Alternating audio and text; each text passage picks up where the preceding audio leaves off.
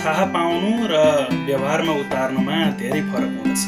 जस्तो कि धेरै शिक्षक शिक्षिकाहरूले चाहिँ केटाकेटीलाई, नानी बाबुहरूलाई पिट्नु हुँदैन, उनीहरूसँग झर्किनु हुँदैन, उनीहरूसँग चाहिँ राम्रो व्यवहार गर्नुपर्छ भनेर धेरै कुराहरू लेख्नुहुन्छ।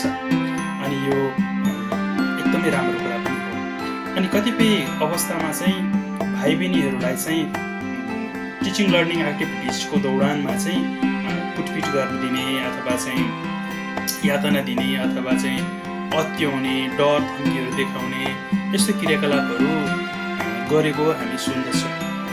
अब उही स्वयं शिक्षकले अब यसो गर्नु नराम्रो हो पनि भन्नुहुन्छ र स्वयं शिक्षकले नै त्यसै पनि गर्नुहुन्छ। यो दुईवटा कुरा चाहिँ किन एउटै शिक्षकबाट भइरहेको छ, यो कुरो बुझ्नुको लागि चाहिँ स्वयं टिचर्सले चाहिँ आफ्नो साइकोसोसल वेलबिङ्सलाई चाहिँ राम्रोसँग बुझ्नु पर्दछ।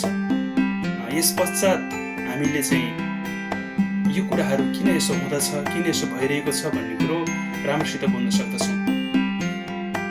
अब हामीले यो साइकोसोसल वेलबिङ्सलाई चाहिँ हामीले चाहिँ कसरी बुझ्ने, हाउ टु अन्डरस्ट्यान्ड, अनि स्टुडेन्ट्सहरूको पनि साइकोसोसल वेलबिङ्सलाई कसरी हामीले बुझ्ने, यस्तो टुल्स एन्ड टेक्निक्सहरू, स्किल्सहरू के छ त भन्ने विषयमा हामीले चाहिँ बुझ्नु अति नै जरुरत पर्दछ।